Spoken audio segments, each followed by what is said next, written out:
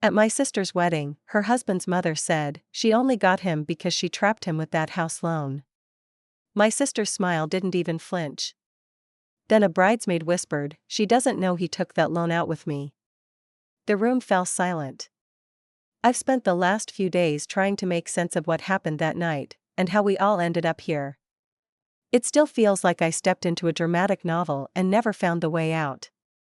I'm Meredith, 39, divorced, living in Asheville, North Carolina. I've worked in real estate for over a decade, so I know more than most about how finances and relationships often blur in messy ways. But this was on another level. My sister Delilah is 33, beautiful, magnetic, and, until recently, devastatingly naive when it came to love. She had a string of relationships in her 20s, men who were charming but inconsistent, generous until rent was due, emotionally present until she needed support. She had a type, dazzling but dangerous. So when she met Ronan Travers, a clean-cut IT consultant with a stable income, decent credit, and family money, we all let out a collective sigh of relief. He was normal. Polished, if a little cold. He remembered birthdays, showed up to family dinners, and never raised his voice. But even in the early days, I saw small things. Little tells. Like how he'd speak about Delilah as if she were a project.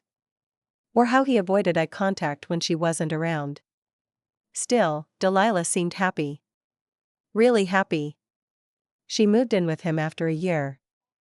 Then, just like that, they bought a house together, a beautifully restored 1920s bungalow on Montfort Avenue, one of the most sought-after neighborhoods in Asheville. Delilah told me they split the cost with a joint mortgage. I raised an eyebrow, but didn't question it. She'd just come out of serious credit card debt. She'd been scraping by on freelance photography gigs. But she was glowing with pride. It was her fresh start. She said Ronan believed in her. They got engaged 6 months later.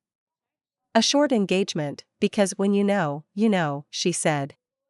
The wedding was big. Ridiculously big.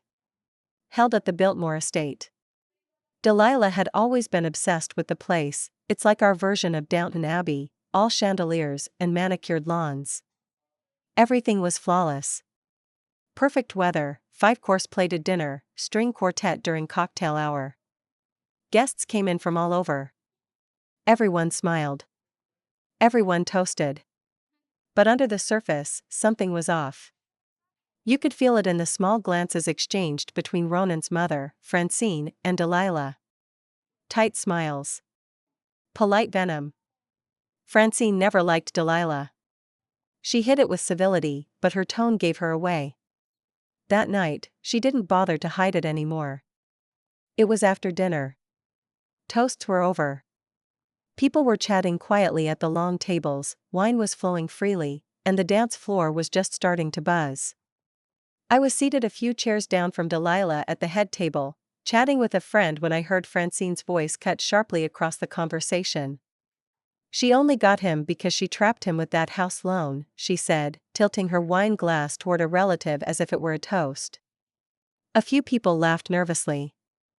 A few others froze mid-bite. Delilah didn't even blink. She just smiled, that glossy, too-perfect smile she wears when she's trying not to cry. But I could feel the shift in the room. Everyone heard it. And then, from behind me, I heard a quiet voice, too deliberate to be an accident. One of the bridesmaids, Sienna. I barely knew her. She had this perfectly symmetrical face and spoke like someone who'd always been on the edge of starting something. She doesn't know he took that loan out with me, Sienna whispered. Just like that, everything was still. No music. No clinking of glasses. No chatter. Just silence, like the oxygen had been escaped from the entire reception hall. Delilah's face didn't move. Her smile stayed intact, but I saw her shoulders rise half an inch, like her body knew what her face wouldn't show. And I felt like I'd missed an entire backstory. Delilah stood up moments later. Gracefully. No panic, no drama. She walked out of the reception hall, not toward the bridal suite, but toward the side garden. A few people stared. Ronan didn't follow. I gave it a few minutes, then went after her. She was standing under a white trellis, one hand on her hip, the other holding a cigarette she didn't light. I hadn't seen her smoke in years. She meant it, she said when I walked up beside her. That wasn't a slip. Which one? I asked carefully. She turned, her eyes glassy but dry. Both. Then, she finally told me. Months before Delilah and Ronan officially started dating, he'd been in a brief, quiet relationship with Sienna, the bridesmaid.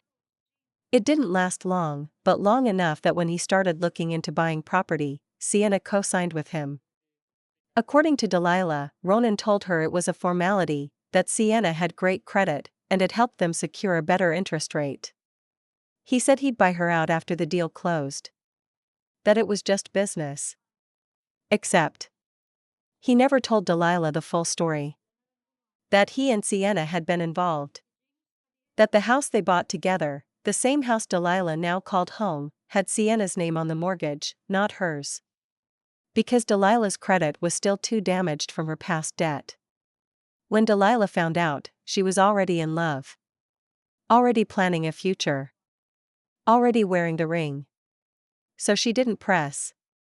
She told herself she could live with it. That it didn't mean anything. But now? In front of 150 guests, the illusion was shattered. She was a bride standing in a borrowed dress, married to a man who'd financially tied himself to someone else, someone standing 10 feet away, holding a champagne flute and watching the whole thing burn down with a smirk. I didn't know what to say. I wanted to scream. To storm back in and slap Ronan or Francine or both. But Delilah just looked tired. Not angry. Not sad. Just done. Are you going to confront him? I asked. She shook her head. Not tonight. That's what they want. For me to lose it. For me to fall apart. What are you going to do? She took a deep breath. I'm going to dance. I'm going to cut the cake. I'm going to give them a wedding they'll never forget. And then I'm going to figure out who I married. And how fast I can undo it. So she went back inside. She danced with Ronan. She posed for photos. She thanked the guests. She even hugged Francine at the end of the night. I don't think anyone except me noticed that she never looked him in the eyes again. The next morning, I woke up in my hotel room to a knock. It was Delilah. Still in her makeup from the night before, hair pinned up, veil gone. She hadn't slept. I could see it in her face, not puffy, not tear-streaked, just hollow. Like her emotions had gone into storage overnight, and she hadn't bothered to unpack them yet. Walk with me? She asked. We strolled through the gardens behind the hotel. The morning fog clung to the grass. She didn't speak at first, just rubbed her arms through the satin robe the bridal suite had provided. She looked smaller somehow. Less like the radiant bride from the day before and more like the little sister I used to rescue from Dad's lectures when she got caught sneaking out. You think I'm a fool, she said, finally breaking the silence. I stopped. No. I think you're trying to make sense of something senseless. Delilah shrugged. I thought he loved me. I thought we were building something. But apparently, the foundation was poured with lies.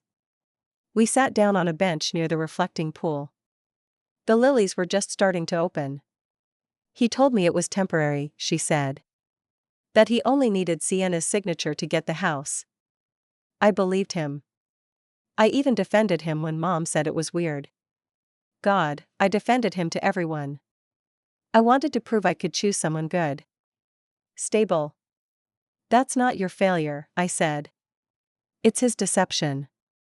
She pulled her legs up under her robe and hugged her knees like a child. Sienna smiled at me as she walked away. Like she was proud of what she'd done. She probably was. Do you think she still wants him? Delilah asked, not out of jealousy, but calculation. I think she wants control, I replied. And now she's got it. She nodded, not in agreement, but in recognition.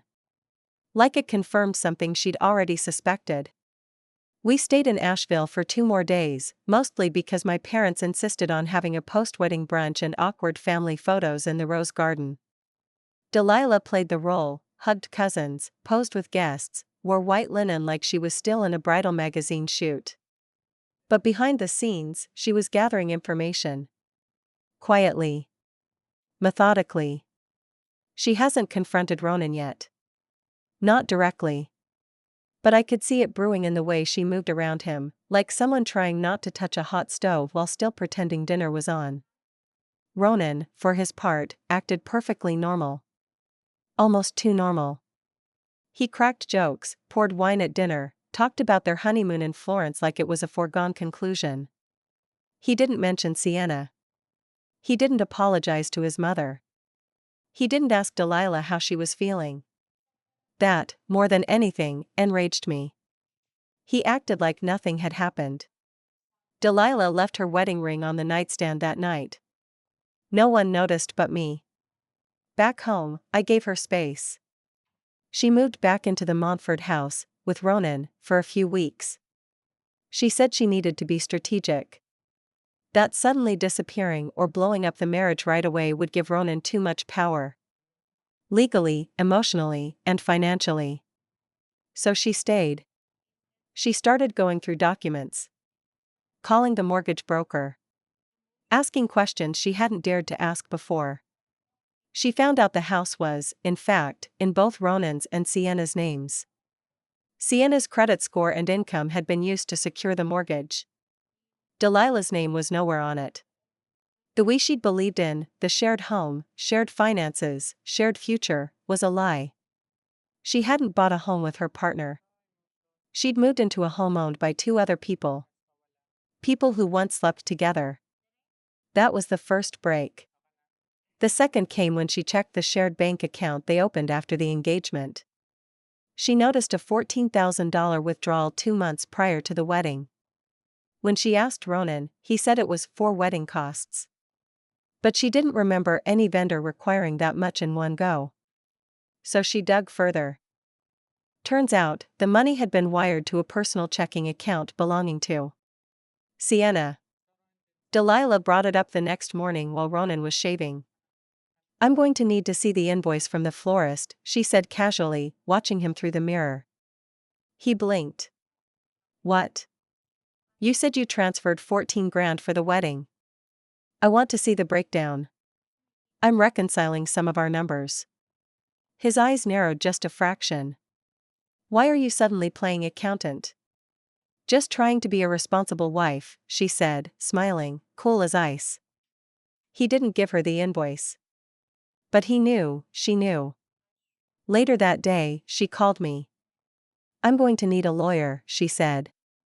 And that's when I realized Delilah wasn't just hurt. She was plotting her exit, carefully, precisely. Like someone disassembling a B&B they'd been tricked into wearing. She met with a family law attorney the following week. Quietly.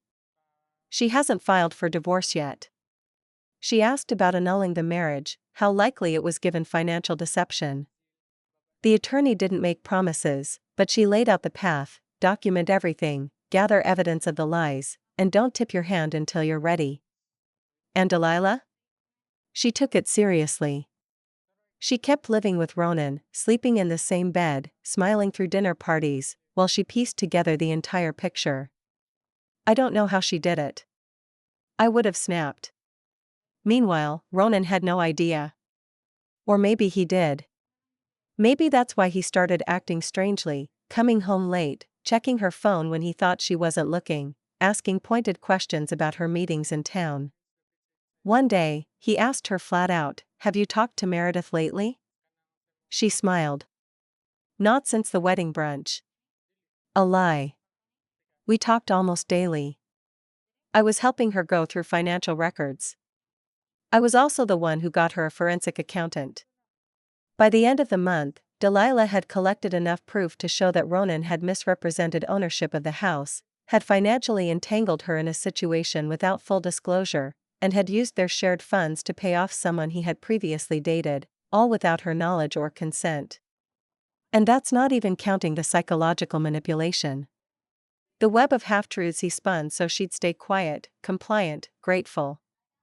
When she finally sat me down and showed me everything, bank records, mortgage documents, even old texts between Ronan and Sienna, I couldn't believe how deep it went. This was never about love, Delilah said. It was about status. He wanted the look of a perfect marriage. I was the accessory. The final piece of the lifestyle he wanted to perform. And I fell for it. I wanted to hug her. I wanted to cry. But instead, I just nodded. What now? I asked. She looked me dead in the eyes. Now I show him how good I am at letting go. Delilah waited another 2 weeks before making her move. She kept playing the part, the supportive wife, the forgiving woman, the doting new bride, while behind the scenes, she was setting the stage for something Ronan wouldn't see coming. She updated her resume. Quietly opened a new checking account in her maiden name. Took her name off every joint subscription and utility bill. I helped her find a storage unit on the outskirts of town, near Leicester, where she began gradually moving out sentimental items, photos of our parents, her late grandmother's tea set, some of her camera equipment. Things she didn't want to leave behind. She told Ronan she was decluttering. He didn't ask questions. He assumed it was part of her nesting phase. And Sienna? She never said another word. But she started showing up more. At first, Delilah thought she was imagining it, spotting her car parked down the street, catching a glimpse of her at the gym she and Ronan used to go to. Then Sienna left a note in their mailbox. No envelope. No name. Just a short line scribbled on a yellow sticky note, "You're only in the picture because I stepped aside." Delilah didn't show it to Ronan.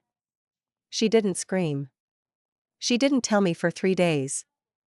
When she did, her voice didn't crack. It didn't tremble. It sounded like a woman who had finally found the edge of her patience and was preparing to jump off it. That night, she came to my place with a duffel bag and a folder. Inside the folder was everything. Copies of all their mortgage documents, bank transfers, a signed affidavit from the mortgage broker confirming that Delilah's name had never been on any loan or title. She even printed out texts, old ones, going back months, where Ronan referred to Sienna as a friend helping out, when clearly they were more than that. She handed it all to me and said, "I need you to keep this safe." "I will," I told her. "But what are you going to do?" She didn't answer at first. She poured herself a glass of water and sat on my couch like she'd been running a marathon and finally crossed the finish line. Then she said, "I'm going to make him think everything's fine, until it isn't." I didn't question it. I could see it in her face. The plan was already in motion. A week later, she scheduled a surprise date night for Ronan. Said she wanted to thank him for everything, show him how committed she was to starting this new life together. He was flattered. Arrogant, really. Didn't pick up on the edge in her voice. Didn't notice the way she didn't touch him during dinner. He smiled and talked about booking their postponed honeymoon, Florence in spring, maybe Vienna after. Delilah smiled and nodded and told him she couldn't wait. But while he talked about European cafes and gondolas, she was mentally cataloging everything he was telling her, lies, half-truths, and omissions. When they got home, she suggested a glass of wine. Told him she wanted to toast to their future. She poured hers. Sat across from him at the kitchen island, where they used to talk about paint colors and backsplash options. "To our first month," she said, lifting her glass. He clinked hers, took a sip, and smiled. And then she asked, "Did you ever love her?" He blinked. "What? Sienna. Did you love her?" He hesitated, just a fraction of a second. But it was enough. "I mean, we dated, but you slept with her. Lived with her. Bought a house with her. It wasn't like that." She set her glass down. You made me believe that house was ours. That you made it ours. And you used me to polish the image. You needed a wife to complete the scene, and I was crap enough to audition. Delilah, no. You don't get to talk your way out of this one. She didn't yell. She didn't cry. She spoke like someone delivering a closing argument. You used our wedding fund to pay her off, didn't you? He went pale. It wasn't like that. She needed it? What about what I needed? I left my apartment. I gave up my lease. I let you make all the financial decisions because I thought we were building something together. We are. I love you. She stood, walked around the counter, and placed her phone on the island. She'd been recording the entire conversation. He went rigid. What is this? Proof, she said. Of fraud. Deception. And manipulation. He reached for the phone. She picked it up before he could touch it. You think I'm just going to let this slide? That I'll walk away quietly? You don't know me at all, Ronan. He tried to backpedal. Apologize. Claim he didn't mean to hurt her. But she was already walking out the front door. She didn't take the suitcase yet. She left it upstairs. She wanted him to wonder. To stew in uncertainty. She moved in with me that night. Called the attorney the next morning. And still. She hadn't filed anything yet. She said she wanted him to feel it first. The silence. The shift. The moment the control flipped hands. 3 days passed. Then 4. Then a week. Ronan sent texts, long emails, voicemails full of rambling half-confessions. He even showed up at my place once, asking to speak with her. I didn't let him in. Delilah didn't respond. She was too busy meeting with her lawyer and accountant, preparing the paperwork to annul the marriage and file civil claims for misrepresentation and misuse of joint marital funds. Meanwhile, I watched her transform. She wasn't fragile anymore. She wasn't shaken. She was focused. She applied for her own apartment. Found a space downtown, near the River Arts District. It wasn't as polished as the Montfort house, but it had exposed brick, warm light, and a sense of independence you could feel when you walked in. She said, "It's not perfect. But it's mine." And that made all the difference. Delilah moved into her new apartment on a quiet Thursday morning. No fanfare, no social media announcement. Just her, a few friends from work, and 2 vans she'd rented with my help. She took what was hers from the Montfort house, and only what was hers. No pettiness, no vindictiveness. Just clean lines, clean exits. Ronan, predictably, tried to stop it. He showed up mid-move, still in his office clothes, tie askew like he'd been running. He parked his Tesla halfway into the neighbor's driveway and started shouting the moment he saw the movers. "You're really doing this?" he said, arms out like she owed him a second act. Delilah didn't flinch. She stepped off the porch, clipboard in hand, sunglasses hiding any reaction. "I told you I was leaving," she said. "I gave you a week to figure it out." "Did you?" "Figure what out?" he asked, loud enough for the neighbors to hear. She gestured calmly toward the moving truck. "Which part of this is surprising to you? That I'm walking away? Or that I'm doing it without making a scene?"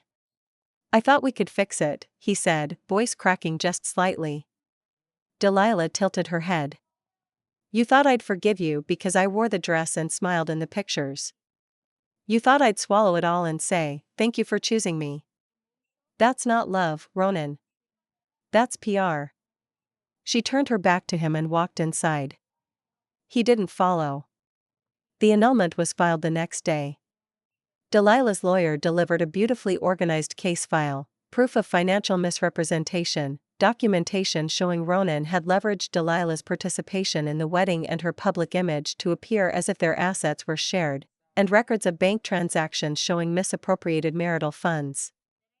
But the real kicker was the audio recording, the one where Ronan all but admitted he used Delilah to polish his life narrative.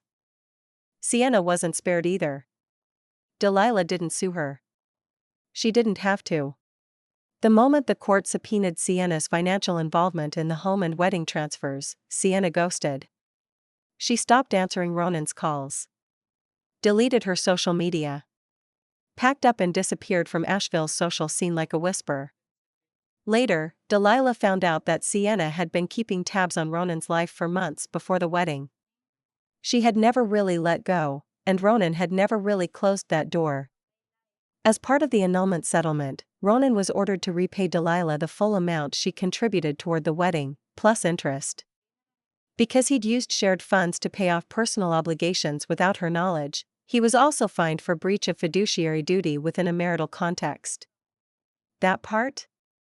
That stung. But the real revenge came from the ripple effect. You see, Ronan's reputation, the polished, stable, upwardly mobile image he worked so hard to construct, started to crack. His employer, a mid-sized IT firm with strong ties to local real estate and small business circles, got wind of the court proceedings. It wasn't about the divorce. It was about financial misconduct. The lies. The shady mortgage trail. He wasn't fired, but his contract wasn't renewed. Word got around that he wasn't trustworthy under pressure. That he made questionable personal financial decisions. His clients dried up. He tried to go solo, start his own consultancy. But in a small city like Asheville, people remember things. Delilah didn't gloat. She didn't post about it. She just moved on, deliberately, elegantly, and without giving him the attention he once fed on. She kept her head down, focused on rebuilding. She launched a small photography studio in the River Arts District. Booked local artists, weddings, musicians. I helped her get a flexible lease. Within a few months, she had her first gallery show. People started noticing her again, this time, not as Ronan's wife or the woman from the Biltmore wedding. Just Delilah. Strong. Independent. Unapologetically starting over. One afternoon, about 6 months later, we sat at a cafe on Haywood Road.